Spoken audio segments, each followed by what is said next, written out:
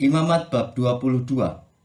Tuhan berfirman kepada Musa, "Katakanlah kepada Harun dan anak-anaknya, supaya mereka berlaku hati-hati terhadap persembahan-persembahan kudus yang dikuduskan orang Israel bagiku, agar jangan mereka melanggar kekudusan namaku yang kudus. Akulah Tuhan. Katakanlah kepada mereka, setiap orang di antara kamu turun-temurun, yakni dari antara segala keturunanmu yang datang mendekat kepada persembahan-persembahan kudus yang dikuduskan orang Israel bagi Tuhan, sedang ia dalam keadaan najis, maka orang itu akan dilenyapkan dari hadapanku. Akulah Tuhan. Seseorang dari keturunan Harun yang sakit kusta atau yang mengeluarkan lelehan, janganlah memakan persembahan-persembahan kudus sebelum ia menjadi tahir. Dan orang yang kena pada sesuatu yang najis karena orang mati, atau orang yang tertumpah maninya, atau orang yang kena kepada seekor binatang yang merayap yang menajiskan dia, atau kepada salah seorang manusia yang menajiskan dia, dengan kenajisan apapun ia menjadi najis, orang yang kena pada yang demikian itu menjadi najis sampai matahari terbenam, dan janganlah ia makan dari persembahan-persembahan kudus sebelum ia membasuh tubuhnya dengan air. Sesudah matahari terbenam, barulah ia menjadi tahir, dan sesudah itu bolehlah ia makan dari persembahan-persembahan kudus itu, karena itulah yang menjadi makanannya. Janganlah ia makan bangkai atau sisa mangsa binatang buas, supaya jangan ia menjadi najis karenanya. Akulah Tuhan. Dan mereka harus bertanggung jawab pada kewajibannya terhadap aku, supaya dalam hal itu jangan mereka mendatangkan dosa kepada dirinya dan mati oleh karenanya, karena mereka telah melanggar kekudusan kewajiban itu. Akulah Tuhan yang menguduskan mereka. Setiap orang awam janganlah memakan persembahan kudus, demikian juga pendatang yang tinggal pada imam ataupun orang upahan. Tetapi apabila seseorang telah dibeli oleh imam dengan uangnya menjadi budak beliannya, maka orang itu boleh turut memakannya. Demikian juga mereka yang lahir di rumahnya.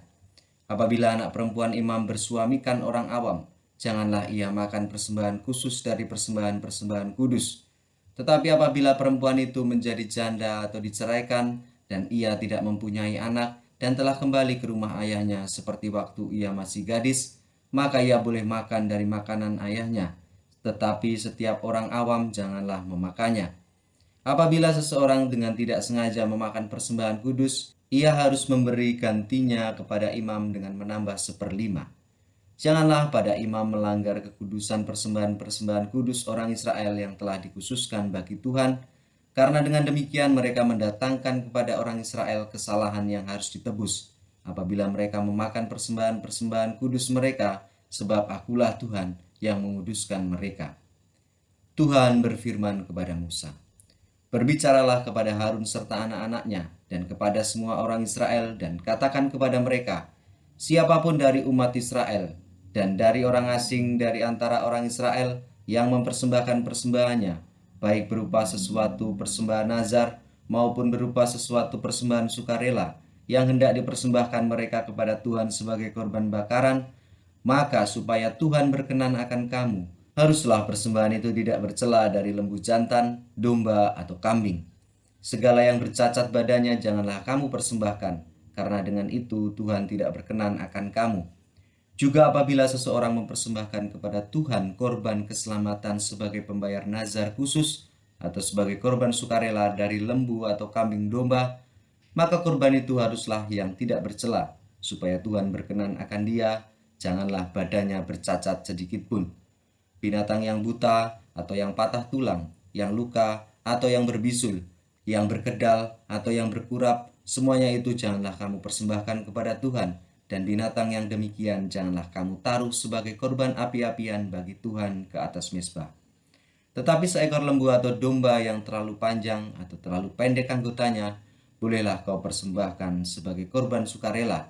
Tetapi sebagai korban nazar, Tuhan tidak akan berkenan akan binatang itu. Tetapi binatang yang buah pelirnya terjepit, ditumbuk, direnggut, atau dikerat, janganlah kamu persembahkan kepada Tuhan. Janganlah kamu berbuat demikian di negerimu. Juga dari tangan orang asing janganlah kamu persembahkan sesuatu dari semuanya itu sebagai santapan Allahmu, karena semuanya itu telah rusak atau bercacat badannya. Tuhan tidak akan berkenan akan kamu karena persembahan-persembahan itu. Tuhan berfirman kepada Musa, Apabila seekor anak lembu atau anak domba atau anak kambing dilahirkan, maka haruslah ia tinggal 7 hari lamanya dengan induknya. Tetapi sejak hari ke-8 dan seterusnya, Tuhan berkenan akan binatang itu kalau dipersembahkan berupa korban api-apian baginya. Seekor lembu atau kambing atau domba janganlah kamu sembelih bersama dengan anaknya pada 1 hari juga.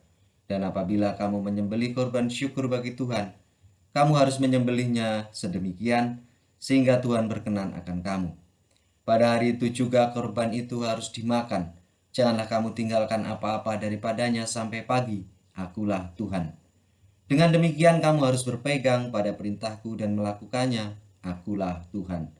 Jangan melanggar kekudusan namaku yang kudus, supaya aku dikuduskan di tengah-tengah orang Israel. Sebab akulah Tuhan yang menguduskan kamu, yang membawa kamu keluar dari tanah Mesir, supaya aku menjadi Allahmu. Akulah Tuhan.